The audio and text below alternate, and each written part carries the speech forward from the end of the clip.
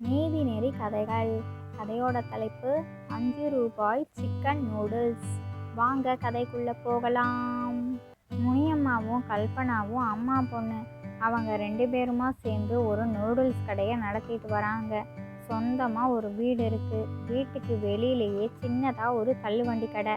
கல்பனாவுக்காக தான் அவங்க அம்மா முனியம்மா இந்த நூடுல்ஸ் கடையவே திறந்தாங்க. கடை திறந்த புதுசில் அந்த அளவுக்கு வியாபாரம் கிடையாது.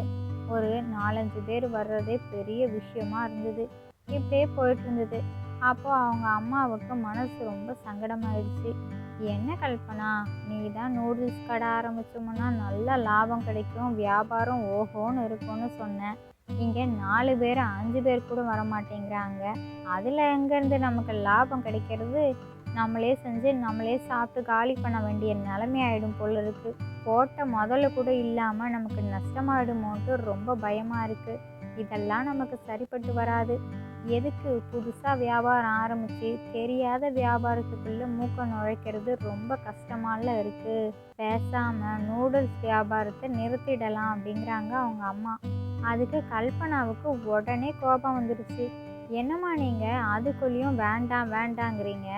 வியாபாரம் ஆரம்பித்து இன்னும் 1 மாதம் கூட முழுசாக முடியல, அதுக்குள்ளேயும் எப்படி? நீங்கள் இப்படியெல்லாம் பயப்படாதீங்கம்மா. நாம் ஒரே ரகத்திலேயே நூடுல்ஸை செஞ்சு செஞ்சு விற்பனை செஞ்சோன்னா எப்படி வியாபாரம் ஆகும்? எல்லாருக்குமே சாப்பிட்டதை சாப்பிட்டு சாப்பிட்டு போர் அடிக்க தான் செய்யும். அதை தவிர்த்துட்டு புதுசு புதுசாக நாம் நூடுல்ஸை தயார் பண்ணி விற்பனை செய்யணும். அப்போனா கண்டிப்பாக நமக்கு நல்ல வியாபாரம் நடக்கும். வியாபாரம் நல்லா நடந்தாலே கண்டிப்பாக லாபம் எப்படி வராமல் இருக்கும்மா? கவலைப்படாதீங்க. வியாபாரம் நடக்கிறதுக்கான நல்ல நல்ல யோசனைகள் எல்லாம் நான் சொல்கிறேன். அப்போ எதுக்கு நீங்கள் கவலைப்படணும்? நான் இருக்கேன்ல உங்களுக்கு. நீங்கள் எனக்கு கடைக்கு ஒத்தாசையாக இருந்தால் போதும்மா. வேலையெல்லாம் நான் பார்த்துக்கிறேன்.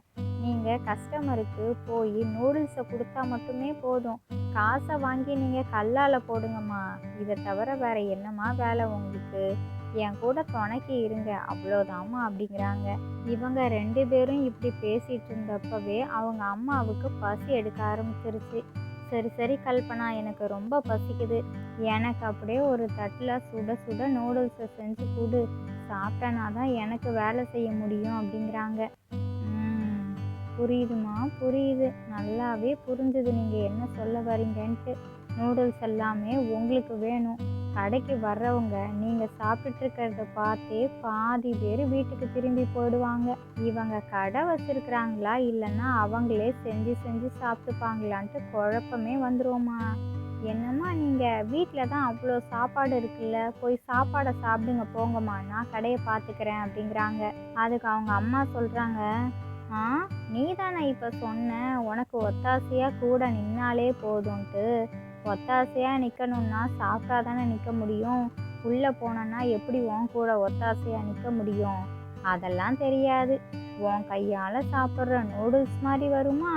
போடு போடு, ஒரு தட்டில் நூடுல்ஸை சுட சுட போட்டு கொடு, நான் இங்கேயே நின்று சாப்பிட்டுக்கிறேன் அப்படிங்கிறாங்க. சரி சரிம்மா, அம்மா எப்போவுமே இப்படி தான் அப்படின்ட்டு சிரிச்சுக்கிட்டே அவங்க அம்மாவுக்காக சுட சுட தட்டில் நூடுல்ஸை வச்சு தராங்க. இந்தாங்கம்மா சாப்பிடுங்க, இப்போ சந்தோஷம் தானே? கல்பனா, காரம் கொஞ்சம் தூக்கலாக இருக்குல்ல அப்படிங்கிறாங்க. ஆமாம்மா ஆமாம், நீங்கள் சாப்பிட்ற மாதிரியே காரம் தூக்கலாக தான் போட்டு செஞ்சுருக்கிறேன், இந்தாங்க சாப்பிடுங்க அப்படிங்கிறாங்க. கையிலையா அள்ளி சாப்பிட்றது? நீங்கள் எல்லாரும் மட்டும் கரண்டி ஏதோ குச்சி மாதிரி வச்சுருப்பீங்களே, அதை வச்சு நீங்கள் மட்டும்தான் சாப்பிட்ணுமா என்ன? நானும் தானே. அதை எடுத்து கொடு, நானும் அப்படியே சாப்பிட்டு பழகிக்கிறேன் அப்படிங்கிறாங்க.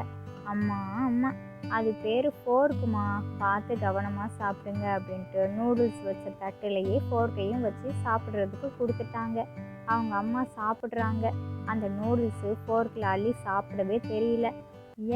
கல்பனா, இது என்னது? நீங்கள் அள்ளி சாப்பிட்டா மட்டும் வருது, எனக்கு மட்டும் ஒழுங்கான ஃபோர்க்கா? அதை தரவே இல்லை, உடஞ்சி போனதை தந்துட்டியா? ஒழுங்காகவே வாய்க்குள்ள நூடுல்ஸ் போகவே மாட்டேங்குது. எனக்கு ஃபோர்க்கும் வேண்டாம், எதுவும் வேண்டாம். எனக்கெல்லாம் சாப்பாட்டில் குழம்பு ஊற்றி சாப்பிட்ற மாதிரி நூடுல்ஸை கையில் அள்ளி சாப்பிட்டா தான் சரி வரும். நான் இப்படியே சாப்பிட்டுக்கிறேன் போ, நீ ஆச்சு உன்னோட ஃபார்க்காச்சு அப்படின்ட்டு கையிலையே நூடுல்ஸ் எல்லாம் எடுத்து சாப்பிட்டுட்டாங்க. சாப்பிட்டு முடிச்சதுமே அவங்களோட நூடுல்ஸ் கடைக்கு ஒருத்தவங்க சாப்பிட்றதுக்கு வராங்க. ஹலோ ஹலோ, இந்த கடையோட ஓனர் யார்? நூடுல்ஸ் கிடைக்குமா? எனக்கு நல்லா டேஸ்டியான நூடுல்ஸாக வேணும். ஒரு பிளேட் நூடுல்ஸ் கொடுங்க. எவ்வளோ அப்படின்ட்டு கேட்குறாங்க.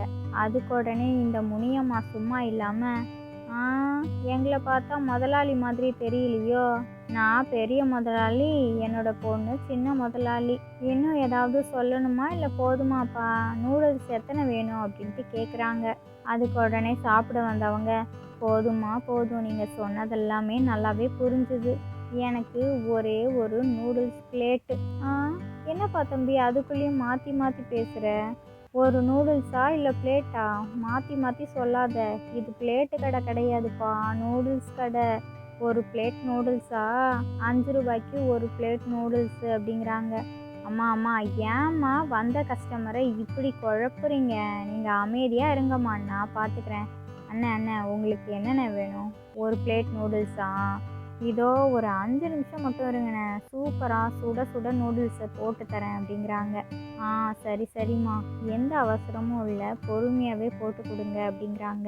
அதுக்கப்புறம் கல்பனாவும் சூப்பராக சுட சுட காரசாரமான முட்டை நூடுல்ஸையும் செஞ்சுட்டாங்க. அம்மா நூடுல்ஸ் ரெடி, அந்த அண்ணன்ட்ட கொடுத்துருங்க அப்படின்ட்டு கொடுக்குறாங்க. கொண்டா நான் கொடுத்துட்றேன் அப்படின்ட்டு. இந்தாங்க தம்பி, ரொம்ப சூடாக இருக்குது, பார்த்து கவனமாக சாப்பிடுங்க அப்படின்ட்டு கொடுத்துட்டாங்க. அந்த அண்ணன் நூடுல்ஸை சாப்பிட்டுட்டு இருக்கும்பொழுதே பர்ஸை பார்க்குறாங்க. பார்த்தா பர்ஸை மறந்து வீட்டிலே வச்சுட்டு வந்துட்டாங்க. அட கடவுளே, இப்போ நாம் என்ன பண்ணுறது? காசை கொடுக்கலன்னா இந்த அம்மா விடவே விட மாட்டாங்களே. அவ்வளவுதான், இப்போ நாம் எப்படி தான் தப்பிக்கிறது? அந்த பாப்பாவையாச்சும் சமாளிச்சிடலாம்.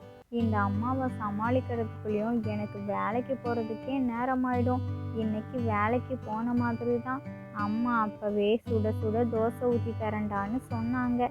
அதெல்லாம் வேண்டாம்மா, நான் தான் சீக்கிரம் கிளம்பிட்டேன்ல, போகிற வழியில் வகை வகையாக வாங்கி சாப்பிட்டுக்கிறேன்னு சொன்னேன். இது எனக்கு தேவைதான். பர்ஸை மறந்து வச்சுட்டு வந்துட்டேனே. இப்போ நான் என்ன பண்ணுறது? எப்படியாச்சும் சமாளித்து தான் ஆகணும். நாளைக்கு காசை கொடுக்கலான்ட்டு சொன்னால் என்ன நடக்கும்? சரி சாப்பிடுவோம், சாப்பிட்டுக்கிட்டே வேலையை ஆரம்பிக்கலாம் அப்படின்ட்டு. பாப்பா இங்கே ஒரே ஒரு நிமிஷம் வாங்கலை அப்படின்ட்டு கூப்பிடுறாங்க. என்னண்ணே, இதோ வரேன் அப்படிங்கிறாங்க. உடனே அவங்க அம்மா, என்ன தம்பி, நூடுல்ஸை நான் தானே கொடுத்தேன், என்னோட பொண்ணை எதுக்கு கூப்பிடுற? அதெல்லாம் அவள் நல்லா தான் செஞ்சுருப்பா, எதுக்கு தம்பி? நானும் வரேன் அப்படின்ட்டு அவங்க அம்மாவும் வந்துட்டாங்க. நூடுல்ஸ் என்ன சின்னதாக தானே இருக்கும், உங்கள் கடையில் இவ்வளோ பெருசாக இருக்கே, ரொம்ப நல்லா இருக்குது. ஆனால் எனக்கு சாப்பிட முடியாதுன்னு நினைக்கிறேன். நான் வேணும்னா எங்கள் வீட்டுக்கு போய் ஒரு டிஃபன் பாக்ஸ் எடுத்துகிட்டு வரேன், அதில் போட்டு தந்துடுறீங்களா? நான் என்னோடய ஆஃபீஸ்க்கு கொண்டு போய் என்னோடய ஃப்ரெண்ட்ஸுங்களோட சேர்ந்து சாப்பிட்டுக்கிறேன் அப்படிங்கிறாங்க. உடனே அவங்க அம்மா, டிஃபன் பாக்ஸ் எல்லாம் எதுக்கு தம்பி? நாங்களே பார்சல் போட்டு தந்துடுறோம். கல்பனா, ஒரு பார்சலை போட்டுருமா, இதில் பாதியை பார்சல் கட்டிடலாமா தம்பி அப்படிங்கிறாங்க. இல்லை நான் அதை சொல்ல வரல, பார்சல் வேண்டாம், நான் டிஃபன் பாக்ஸே எடுத்துகிட்டு வரேனே, அதுதான் சரி வரும். எப்போவுமே டிஃபன் பாக்ஸில் சாப்பிட்டு தான் பழக்கம், அப்படி சாப்பிட்டா தான் சாப்பிட்ட மாதிரி இருக்கும் அப்படிங்கிறாங்க. அது என்ன தம்பி, இப்போ உள்ள காலத்தில் டிஃபன் பாக்ஸோடவா எல்லா இடத்துக்கும் போக முடியும்? இப்போ கூட நீங்கள் என்ன தட்டில் தானே சாப்பிட்டுட்ருக்குறீங்க, டிஃபன் பாக்ஸ்லையா சாப்பிட்டுட்ருக்குறீங்க? என்ன தம்பி, இந்த 5 ரூபா நூடுல்ஸை சாப்பிட முடியலன்ட்டு திரும்ப வீட்டுக்கு போய் டிஃபன் பாக்ஸ் எடுத்துகிட்டு வந்து வர்றதுக்குள்ளேயும் உங்களுக்கு தான் நேரம் ஆகிடும். அதெல்லாம் வேண்டாம், நாங்கள் பார்சலே கட்டி தந்துடுறோம், அதுக்கெல்லாம் எக்ஸ்ட்ரா காசெல்லாம் வாங்க மாட்டோம் அப்படிங்கிறாங்க. அதுக்கு அந்த அண்ணன் சொல்கிறாங்க, இல்லை இதுக்கு மேலேயும் என்னால் பொய் சொல்லி சமாளிக்க முடியாது. நான் பர்ஸை மறந்து வீட்டிலையே வச்சுட்டு வந்துட்டேன், அதை நான் எப்படி கொண்டு வர்றதுன்னு தெரியல. இப்போது உங்ககிட்ட நான் பர்ஸ் எடுத்துகிட்டு வரலன்னு சொன்னால் உங்களுக்கு கோபம் வருமா வராதா? காலையிலேயே இப்படி ஒரு வியாபாரமான்ட்டு நீங்கள் என் மேலே கோபப்படுறதா ஆகிடும். வந்தப்பவே நான் திக்கி திணறி உங்ககிட்ட இருந்து எப்படிடா மாட்டிக்கிட்டேன்னு இருந்தது. இப்படி இருக்கும் பொழுது நான் சமாளிக்க தெரியாமல் தான் இப்படியெல்லாம் பேசிகிட்டு இருந்தேன். நான் தினமும் இந்த வழியாக தான் என்னோடய ஆஃபீஸ்க்கு போவேன். நாளைக்கு வேணும்னா இந்த நூடுல்ஸ்க்கு காசை தந்துட்டுமா அப்படின்ட்டு கேட்குறாங்க. அதுக்கு கல்பனா, சரிண்ணே, அதனால் என்ன, நாளைக்கே கொடுத்துக்கோங்க, நீங்கள் சாப்பிட்டுட்டு மட்டும் போங்கண்ணே, நாளைக்கு காசை தாங்க அப்படிங்கிறாங்க. ஆ சரிம்மா சரிம்மா தங்கச்சி, ரொம்ப நன்றி அப்படின்ட்டு சாப்பிட்டு முடிச்சதும் அவங்களும் கிளம்பிட்டாங்க. இங்க முனியம்மாவுக்கு கோபம் உச்சந்தலைக்கு ஏறிடுச்சு. யார் மேலே கோபத்தை காட்டுறது, என்ன பண்ணுறது, ஏது பண்ணுறதுன்னே தெரியல. ஏய் கல்பனா, ஏன் கல்பனா நீ இப்படி பண்ணுற? ஒன்னாலேயே எல்லாமே நஷ்டமாயிடும் போல இருக்கு. நீ கடை வியாபாரத்தை எப்படி தான் பார்க்குற? காசு இல்லாமல் சும்மாவே எல்லாருக்கும் கொடு. இலவசமாக கொடுத்தனா கூட புண்ணியமாக போகும். அதை விட்டுட்டு காசு இல்லைன்ட்டு வர்றவங்களுக்கு எல்லாமே சும்மா சும்மா கொடுத்துட்ருக்கிறியே. அவங்க நாளைக்கு காசு தரேன்னு சொன்னாங்க, உண்மையாக தருவாங்களா? என்னமோ பண்ணு, எனக்கு எதுவும் தெரியாது. அதோ பாரு, 2 பேர் ஜோடியாக வராங்க. அவங்களும் நம்ம நூடுல்ஸ் கடைக்கு தான் வராங்க. அவங்களுக்கும் சும்மாவே கொடுத்து அனுப்பிவிடு. உன்னை பார்த்தா எல்லாத்துக்கும் ஏமாளி மாதிரி தான் தெரியும். ஏமாந்துக்கிட்டே உட்காரு அப்படிங்கிறாங்க. அம்மா அம்மா சும்மா இருக்கிறீங்களாம்மா? வர்ற கஸ்டமர்ஸும் அப்படியே திரும்பி போயிட போகிறாங்க. நீங்கள் ஏன் தான் இப்படி பண்ணுறீங்களோம்மா? இல்லைன்னா வீட்டுக்குள்ளேயாச்சும் போங்க, நானே கடையை பார்த்துக்கிறேன் அப்படிங்கிறாங்க. ம், நீ வான்னா வர்றதுக்கும் போனா போகிறதுக்கும் நான் போக முடியாது, வர முடியாது. நான் இங்கே தான் இருப்பேன். அவங்க 2 பேர்த்த நீ எப்படி கவனிக்கிறேன்னு நானும் பார்க்க தானே போகிறேன். சரி சரி, அவங்க வராங்க, என்ன வேணும்னு கேளு அப்படிங்கிறாங்க. அதெல்லாம் நான் பார்த்துக்கிறேம்மா. போன கஸ்டமர்கிட்ட பண்ண மாதிரி இவங்கக்கிட்டேயும் ஏதாச்சும் பண்ணிடாதீங்க. பாவம், அவங்களே காசு இல்லைன்னு சொல்கிறதுக்குள்ளேயும் எவ்வளோ கஷ்டப்பட்டு படாத பாடுபட்டு தான் சொன்னாங்க. அது எதுக்கு? காசை தெரியாமல் தானே மறந்து வச்சுட்டு வந்தாங்க. நாளைக்கு தந்துடுவாங்கம்மா, கவலைப்படாதீங்க, நான் பார்த்துக்கிறேம்மா அப்படிங்கிறாங்க. ஆ சரி சரி, பார்த்துக்கோ பார்த்துக்கோ, நீ ஏன் நல்லா வியாபாரத்தை பார்த்துக்கோ அப்படிங்கிறாங்க அவங்க அம்மா. ஒரு அண்ணனும் அக்காவும் இவங்களோட நூடுல்ஸ் கடையில் நூடுல்ஸ் சாப்பிட்றதுக்கும் வந்துட்டாங்க. சூடாக 2 சிக்கன் நூடுல்ஸ் போட்டு கொடுங்க அப்படிங்கிறாங்க. அம்மா அந்த வறுத்த சிக்கனை மட்டும் கொஞ்சம் எடுத்துகிட்டு வந்துருங்கம்மா அப்படிங்கிறாங்க. போகிறேன் எடுத்துகிட்டு வரேன் அப்படின்ட்டு அவங்க அம்மாவும் வறுத்து வச்ச சிக்கனெல்லாம் எடுத்துகிட்டு வந்துட்டாங்க. இந்தா அப்படின்ட்டு கொடுக்குறாங்க. சரிம்மா கொடுங்க, நீங்கள் உட்காருங்க அப்படின்ட்டு அவங்க அம்மாவையும் உட்கார சொல்லிட்டாங்க. அதுக்கப்புறம் சூப்பராக சுட சுட காரசாரமாக 2 சிக்கன் நூடுல்ஸையும் போட்டுட்டாங்க. முனியம்மாவும் அவங்க 2 பேர்த்துக்கும் சிக்கன் நூடுல்ஸை கொண்டு போய் கொடுத்துட்டாங்க. அவங்க 2 பேரும் சாப்பிட்ட உடனேயும், ரொம்ப டேஸ்ட்டாக இருக்கே, இவ்வளோ அருமையான சிக்கன் நூடுல்ஸை எங்கேயுமே சாப்பிட்டது கிடையாது, ரொம்ப ரொம்ப நல்லா இருக்குது. வெறும் 5 ரூபாய்க்கு ஒரு பிளேட் சிக்கன் நூடுல்ஸு எங்கேயுமே தரமாட்டாங்க. ஆனால் நீங்கள் தரமாக செஞ்சு தரீங்க, உங்களுக்கு வியாபாரம் அமோகமாக இருக்க போகுது அப்படிங்கிறாங்க. உடனே அவங்க அம்மா முணுமுணுக்க ஆரம்பிச்சிட்டாங்க. இவங்களும் எதையாச்சும் சொல்லி ஏமாற்ற ஆரம்பிச்சிட்டாங்களா? நம்ம பொண்ணு கல்பனாவும் ஏமாற ஆரம்பிச்சிட்டா. அதுக்கு கல்பனா, நன்றி அண்ணா நன்றி, நல்லா சாப்பிடுங்க அப்படிங்கிறாங்க. இப்போ வந்திருக்கிற இவங்க 2 பேர் என்னென்ன காரணத்தை சொல்லி காசு கொடுக்காம போக போகிறாங்களோ, கல்பனா எப்படி ஏமாந்துட்டு உட்கார போகிறாளோ அப்படின்ட்டு முணுமுணுத்துக்கிட்டே இருக்கிறாங்க. அந்த அண்ணன் அவங்களோட மனைவியை பார்த்து, இன்னைக்கு உன்னோட பிறந்த நாளில் உனக்காக நான் ஒரு பரிசு கொண்டு வந்திருக்கிறேன், அதை நான் இந்த கடையிலேயே வச்சு தரலான்னு இருக்கிறேன், இதோ கண்ணை முடிக்கோ அப்படிங்கிறாங்க. என்னது பரிசா? எனக்காங்க? சரி, நான் கண்ணை மூடிக்கிறேன் அப்படிங்கிறாங்க. சரி சரி, இந்த நூடுல்ஸோட ஒரு முனையை நீ பிடிச்சிக்கோ, இது வழியாக தான் நான் பரிசை அனுப்ப போகிறேன். சரி பிடிச்சிக்கிட்டியா? கண்ணை மூடிக்கோ அப்படிங்கிறாங்க. பிடிச்சிக்கிட்டேங்க, கண்ணையும் மூடிக்கிட்டேன். என்ன பரிசாக இருக்கும்? ரொம்ப ஆர்வமாக இருக்குது. நானும் இந்த நூடுல்ஸை எவ்வளோ நேரம் தான் பிடிச்சிட்டே இருக்கிறது, சீக்கிரமாக பரிசு தாங்க அப்படிங்கிறாங்க. கல்பனாவும், ஆமாண்ணே ஆமாம், அக்கா பாவம்ல, எவ்வளோ நேரம் காத்துட்டே இருப்பாங்க, பாவம்ல அவங்கள பார்த்தா. வேடிக்கை பார்க்குற எங்களுக்கே ரொம்ப ஆர்வமாக இருக்குது, அப்போ உங்களோட மனைவிக்கு எவ்வளோ ஆசை இருக்கும், சீக்கிரமாக கொடுங்கண்ணே அப்படிங்கிறாங்க.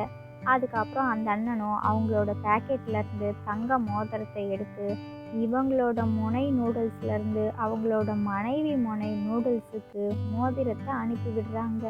அழகாக தங்க மோதிரமும் அவங்களோட மனைவியோட பக்கம் போயிடுச்சு.